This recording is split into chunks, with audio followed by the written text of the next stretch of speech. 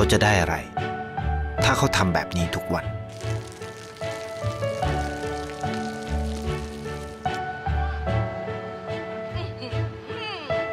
เพิ่งจะมา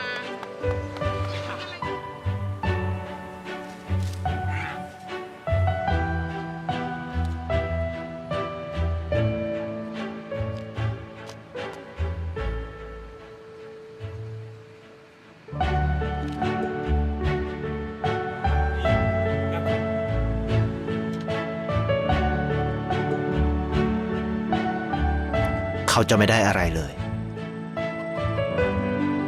ไม่ได้รวยขึ้น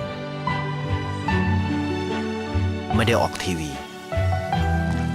ไม่มีใครรู้จัก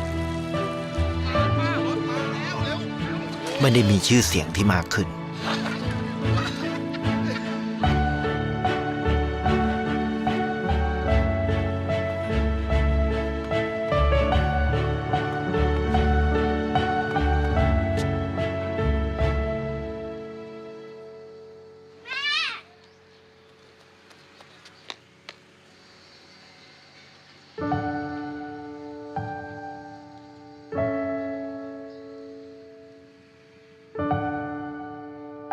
เพราะสิ่งที่เขาได้ คือได้แค่ความรู้สึก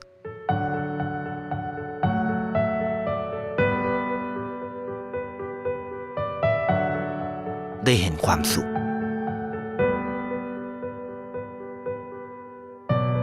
ได้เข้าใจ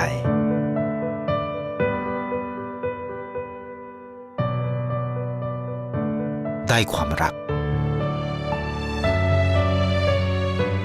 ได้ในสิ่งที่เงินซื้อไม่ได้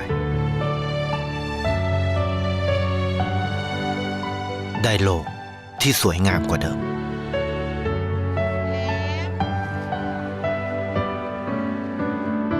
ในชีวิตคุณ